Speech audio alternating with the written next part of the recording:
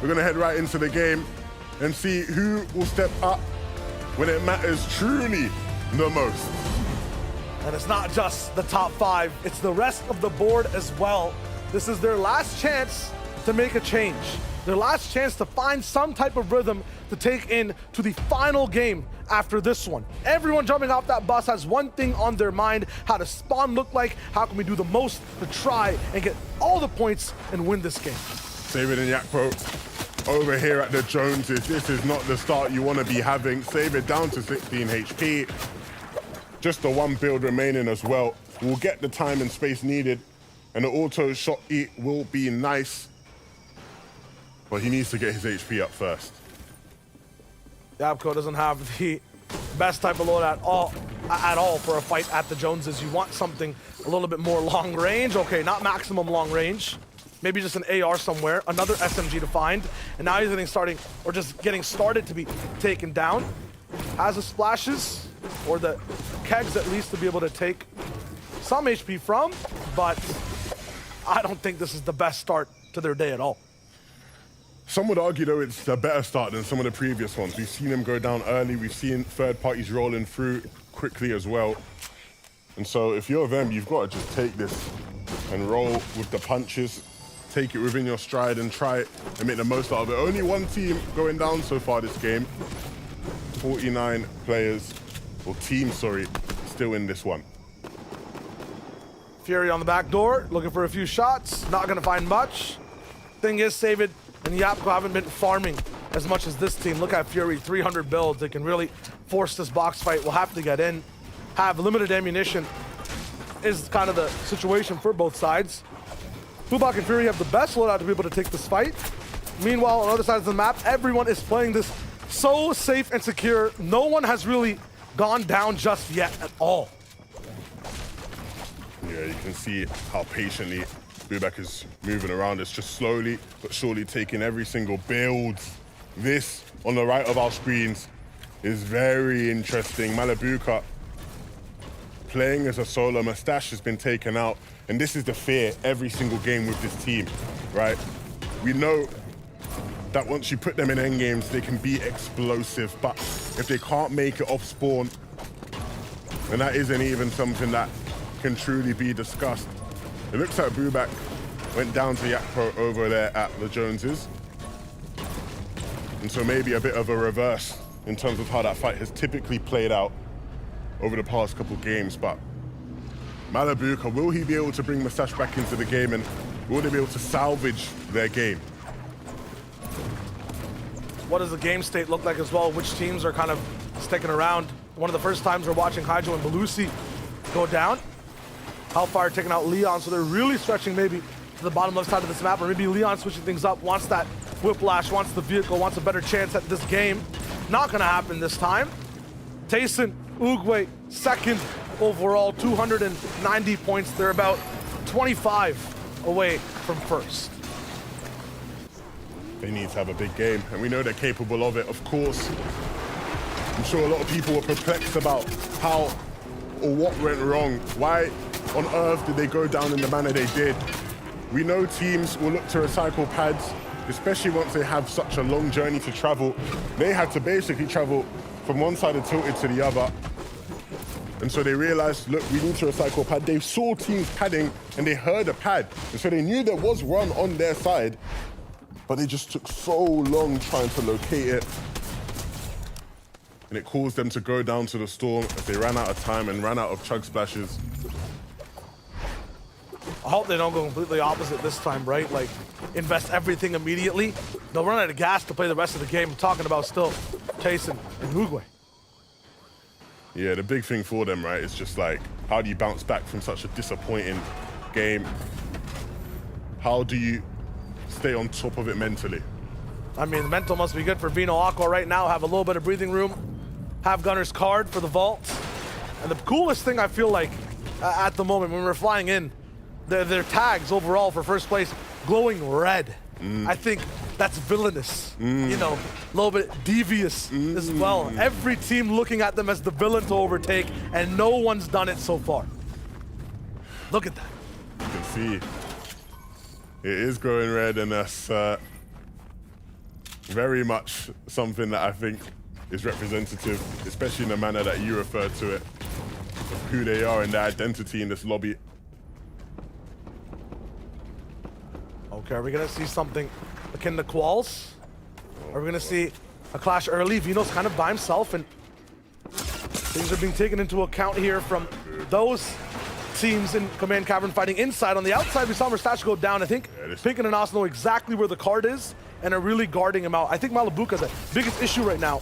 Perhaps he needs to get away. Yeah. They just zip line out, but they're chasing. Oh my goodness, he's going straight into Thomas and Trippin right now. They're gonna hear that zip line as well. They're following fast. Malabuka, how long can he survive until the help comes from the team on the right side? Thomas and Trippin, they're going to see things now. Anas and Pink stopping the tracks. Pink down to 1 HP, and I think I see Aqua on the other side. This is a huge domino effect. Team after team now in Cavern. The top 5 of the board are looking at each other, seeing what to do next. Malabuka is not just making waves right now, he's caused a tsunami.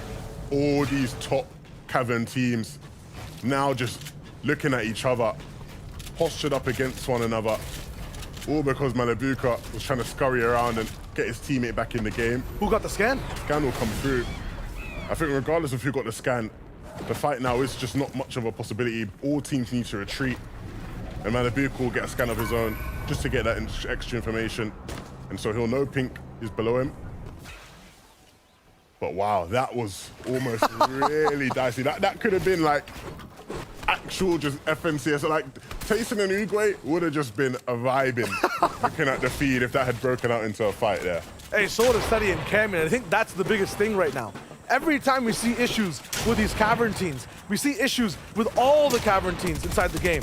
Every time it's outside of the Cavern, then it's just Steady and Cammy and Tayson and Uguay with the issues. We kind of have a separation inside the top 5.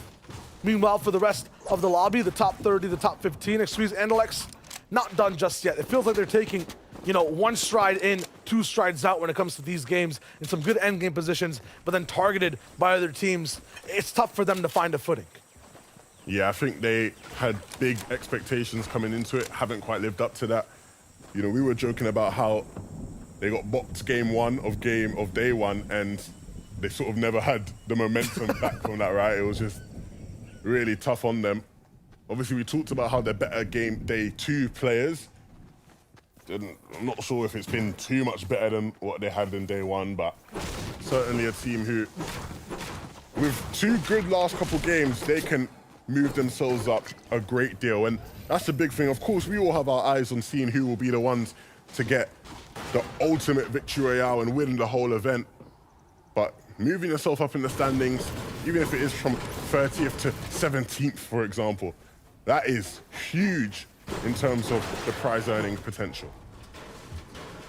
Scram and Hellfire will have that on their mind as well. The similarity between them and the duo we just looked at, Endelex and Squeeze, both first place finishers inside their respective qualifiers. For Scram Hellfire, it was the 3rd, and then for Endelex and Squeeze, it was that 2nd one. I think the biggest difference between then and now are some of these God teams rolling in, some of the people inside the top 5. Endelex got to play overall when Aqua wasn't in the business. Hellfire Scram, the way they were playing, Mustache and Malabuka weren't around. Now with those extra factors in play, you can see the real difficulty of these lobbies. Yeah, and you're seeing the difficulty Aqua's facing, just trying to make his way through Cavern now as the zone's closing in. Thomas and Trippin, we talked about how many times we saw this fight during the qualifiers. They've been civil so far in the finals. Look at the left side. So many arrows, both in the Cavern and then looking at it for Surge when people start to move out. Yeah, but these teams, a lot of them will be able to stay in their Cavern for a decent amount of time. The north side of the zone looks a bit less congested, and so I think we're starting to see maybe some of those teams vying to go up that side towards the Logjam Lumberyard area, but they can't all go there. Meanwhile, on greener pastures, Tayson Uguay, no difference at all for them. Still surprising to see that, you know, not everyone's familiar with the canon no-build situations that are happening. Let's familiarize ourselves with what has been happening in game with Minimine. Thank you, Shai. Now, we're looking at Tayson and Uguay right now. They're picking up tags in a very uncharacteristic and a sort of unusual way. They're not actually boxed up just outside of the collider. A lot of teams are boxed up in huge bases, which really alerts the other teams around them that there are teams around nearby. So if they're not in the box, they can stay a little bit more low-key and pick up a lot more tags. to do it all sneaky beaky like. That was a good one. Yeah. That was one of your better ones. It's good for them to do that, though, because when they have that freedom of moving around a little bit, not tied to a 3-story box, things like this can happen. Fights break out, they can stretch into them, they can fight from the outside in, they can hold on to their space and spread out wide instead of high. As a result, picking up an early elimination, having pads as well in tow, Tayson Ugwe looking really good. Yeah, with the zone sort of meaning that a lot of the teams are going to be coming towards the Collider. If they're set up in a nice position, they'll continue to get more eliminations, more tags. Malabuka still in this one as a solo. Unfortunately, though, still doesn't have Mustache with him. In one of the newer parts of Command Cavern, some people, if you've been playing the season, you don't recognize where he is in Command Cavern. In the newest update, he added an extra sneaky little area. Still nice. Some extra loot there. Because, of course, we all know Cavern needed more loot, 100%, right? yeah. I literally, like, you know, reported that in game. We need more Cavern loot.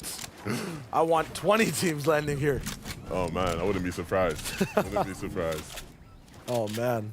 One of the teams having a little bit of struggle some games off landing. Other games looking really well. They were just on our screen, Tulex Chicho. We'll tune in with them in a sec. They're looking on the way outside end of that top 10. Vino, tagged up by Malabuka. This man does not want to go down without a fight. Aqua now looking at him, bobbing and weaving through the grates of the scaffoldings on the right. He finds a few tags. I love how even as a solo here, right, still making to stay on top of Surge. Even though he knows, like, these are, like, some of the best teams, the best players. It's only really, you know, the God squads in this general area, but I ain't fumbling. I'm getting my damage for Surge so that when I do get Mustache back in the game, hopefully, if that is the goal for him, they aren't struggling in that regard.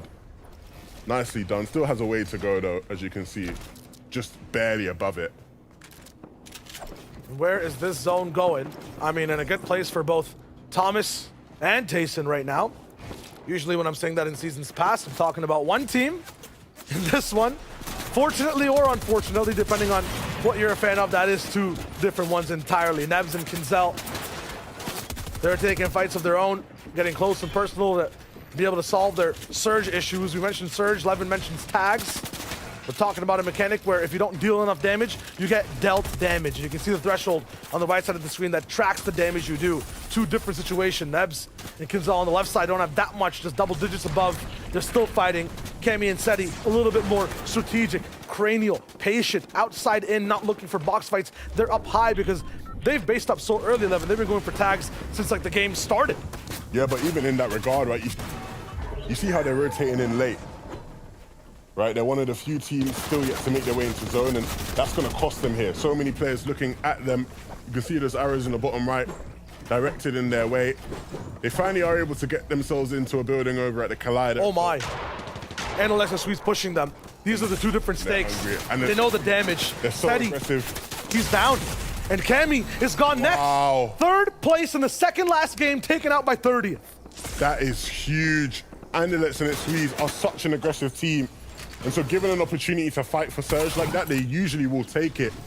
And unfortunately, Cammy and Seti on the receiving end of that, they got the rotation wrong. They were way too late, made themselves a target. And speaking of targets, Malabuka, is he about to 1v2 Benji, Fishy, and Savage? Is this a repeat of some steamy stacks action from way back when? Some old comrades, or foes, I should say, going at it. And Mr. Savage, I don't think Benji will be able to get him back up, so they're just gonna have to 1v1 now. All the fanboys already going at it on socials. But who's gonna win this fight? Malabuka has already picked up one. The Siphon comes in and that puts him at 200 HP. And Benji now needs to stay composed, can't afford to start shaking, wobbling. He has to stay strong, and he does. Hits a big shot. That's nice from Benji, but Malabuka returns with one of his own. Both of them pushing against each other, but just as Benji turns around, Malabuka says night, night. A 1v2 from Malabuka on Benji, Fishy, and Mr. Savage. Seasons of frustrations. A whole chapter's worth of a fight. Oh my goodness. Put into the power of Malabuka's beam. It's Malabuka time, baby. No, that genuinely is generational frustration.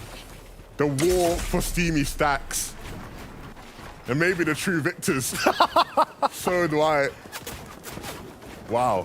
We're throwing it back right now in game number 11 of the FNCS. We've got this game and one more to follow until we crown our champions. And Vanyak and Kami. Is that from Malabuka as well? No. Nah. Someone else. Nah. I was about to say, if that was Malabuka again, it was Vadil that took him out. But Malabuka, he seems to have the power of 2 players in one. Mustache is watching from the sidelines, but I'm sure he's impressed. We'll see how much more damage Malabuka can do in these games. My man better be getting a raise after this. What we're seeing right now in Storm Out of Storm is just insane, and it pulls towards the middle as well. Advantageous for many duels all the way around. There'll be tons of distractions. All of these solos, like Malabuka right now, will have so much more room to move in towards Shifty. Ju as well in that same spot, 6th place, and he knows that Kami Seti ahead of him down. He's seen Malabuka just soloing so far, and Mustache possibly down in the feed as well. He'll be able to just fly quickly. A few tags taken on another team in front of him to quickly switch sights to himself, and everyone then looks at him in the lobby. You cannot fly for free. I get the desperation, wanted to try get into zone, but that was not the pad there to make. So many eyes were on him. Nobody was really doing anything, and so the instant in which he padded, that caught the attention of everybody else in the lobby. Just got way too ahead of himself there, Ju, unfortunately. And so now for a team that's done so well, they'll have to wait till the last game. We're seeing the perspective of high ground right now. This is literally high ground right here, based up side by side. Aqua, Vino, Thomas, Tripper, and Hen, Queasy. Every game, one of these guys is starting on heights, and Aqua and Vino's taking it right after the fact. The 3 beacons of height, and like you said, when Aqua and Vino have a say, they've just not lost it. I've never seen a team just be so effective and so consistent in winning the battles for height. And that consistency is making the lobby mad. Once again, follow that red glow around them. Embrace their darkness right now as they fly towards the center of the circle. Battling against Mustache and Malabuka, their surge should be fine. A pad also for Thomas and Tripper to use. A pad as well for the next team, and Queasy to fly by with Malabuka still alive right now, and somehow his mats look so good. 2 elims moving into zone. He's fine for the next stage of the game. He's gonna pull zone here, watch. Can my voice go any higher than this? Like, what is going on? Imagine the scenes if he pulls zone here. The absolute scenes if he pulls zone. Should I talk to my crows? You gotta talk to the crows, it might be time. Oh, but Thomas AC's on screen as well, you know. You know what my crows like. You can't play both sides. They're on opposite sides of the map right now. Aqua slightly towards the middle. You can see what that red team's going for. Resguard and Clown, 16th place, just like Analex and Squeeze. Their stakes slightly different. Below on Surge as well. They will be looking to aggro here, dealing that damage. And once Resguard starts, he cannot stop. It's Save It, and Yapko and Save It is stopped in his tracks. The running man. Oh my goodness. That is so rough. When the tree's there like that, you can't build on it. And Savin was not aware to that. He dropped down on the wrong side. Refsguard was prepared and took him out. Caw-caw! Malabuka pulling that zone towards the south side. The Crows have spoken. He's there and he's chilling, and he has to stay secure. I knew it. The script writers, they don't even try hide it anymore. They don't even try hide it. Malabuka pulls the zone. He's claimed the Benji RNG. Think about this though, right? This man is surrounded by warriors who are thirsty and hungry. Everyone around here is low on Surge. I think Clement and Floki were taking damage from Surge. It stopped now. Malabuka, he's in trouble. He could be very well in trouble, but the good thing is that when moving starts, there are teams around him that we know have pads, and so he will be able to recycle. So realistically, bar any hiccups, he's gonna be in the end game, he's gonna be in the moving zones, and when that's a possibility, we know what Malabuka can do. Vino, this guy, this brother. His shots are like heartbeats, Levin. It's brother. Boom, boom, boom. You know what I mean? So That's rhythmic. all he needs. It's so rhythmic. The pattern is just so clean. But we know where it's all leading to. Eventually, a height take will be needed. Queasy and Hen, as usual, posturing towards it for first moving. Oh, I'm worried. I'm worried. Every time Queasy and Hen are in this situation, I mean, look at the comms, you watch their streams. One of them does something, Levin. One of them just ends up building too many ramps or goes crazy. This time it actually works for him. Hen, who's usually the overbuilder, the overachiever in these moments, finds Jackson. It's a vital elimination, big points for his team. See though, we've seen this many times today already. These guys looking healthy, strong on height, pressuring teams all around the lobby. But once Vino and Aqua start getting involved, they start to shut up, they start to get quiet, their hands get clammy. And you can see Hen looking in the direction of them. They're spotting something. These guys have been in this position 3 times now. They haven't won against Aqua once. They find a beam, huge, that's Vico down, finds the second part of the duo, sees pads all around him. They have not been able to successfully defend height against Aqua and Vino. Those guys alive in this game looking for their pad, their chance to take control once again. So many players and names in the sky. We talked about how Malibu could be able to recycle a pad. That's exactly what he's done. But where can he land? Will he look to land on someone and just get in their box? Not doing that just yet. Actually, he will though. Takes the wall. There is a duo in that box, but he doesn't care. He just wants to hit some shots. Can't connect to a big enough pump. 40 gets done. Can he get the knock? He will get the finish as well. And that's huge. No, he won't be able to recover the body. I thought he'd be able to throw it away and get the loot from it. He desperately will need it, but Chicho is below him and blocking that path. Now on the top left side, heading Queasy, they're waiting for it. Aqua and Vino way back in the storm, have splashes, might do the exact same that Tayson and Uber did games before. Aqua, he's gonna find a last-minute siphon, jump straight into the zone. Huge for him to live, but look up top, the one-game wonders it feels like every day. Noah Riley and Badil, they're here. This might be the game where they do it. Queasy and Hen, again, trying to chop height, and they will chop it successfully. Noah Riley having to take a moment to breathe, and in that minute, Queasy and Hen have regained height, and they've regained their power. But can they continue to exert their force on the rest of the lobby? Tripping down below with just one build and a drum shotgun with a dream. Command Cavern doesn't stop the action just yet. Pink taken down, Aqua and Osprey taken down by Vino, so looks like he's in a clutch position for now. Trippin by himself as well. They're all basically divided into solos. Floki finally taken away from the low ground as well. Trippin on the back walls. Look at what's happened on heights. Tayson Uguay looking to take first place away from the villains of Cavern. They do it from the Collider. They make it look good, but look at the cost, Levin. Barely any match to their name. Yeah, and they're having to drop down. They can't continue to apply this pressure. They have to move. Vino on the bottom of your screen as a solo gets taken out. And so now, Chapix, Uguay, Tayson, trying to regain height. They're going back for it. Big damage being dealt, but the dodge will respond. He's dodging bullets. Can he continue to do it though in the zone? No. Gets crushed by Hen. Queasy still on height now, but no builds to really say anything about it. Can they connect to some big shots? Pads coming through. They need to do something, and someone else is coming for high ground now.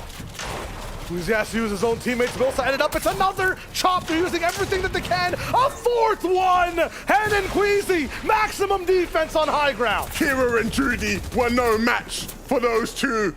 Trulex on low ground now. He spots Deceptos and Reason, but wisely choosing to dodge that fight and looking for Mappy instead. But eventually he will get spotted. Somebody has to see a low ground player with no materials, and they will snuff him out.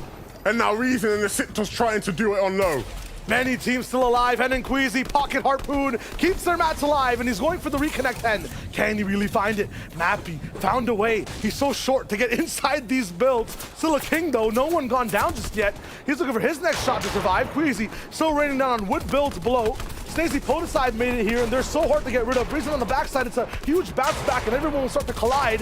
They will not have much of a say. Reason will be thrown into the fray. Inside a blender right now, looking for the turns to stop. Reason's trying to find something, anything inside these builds, but he can't see, he can't speak, and man, Happy can't even breathe. On low ground, trying to tickle Podicide's feet, looking for it, but he stays secure. You can see how careful Mappy is treating this situation, realizes how delicate it is, realizes he can't make the wrong step, he can't move the wrong piece on the chessboard, and unfortunately goes down to Podicide and Snazy, who have tried everything they can to have their say in this final, and maybe finally getting that opportunity. Reason their final kind of pylon in the way of that low ground road, and they still haven't gotten rid of him.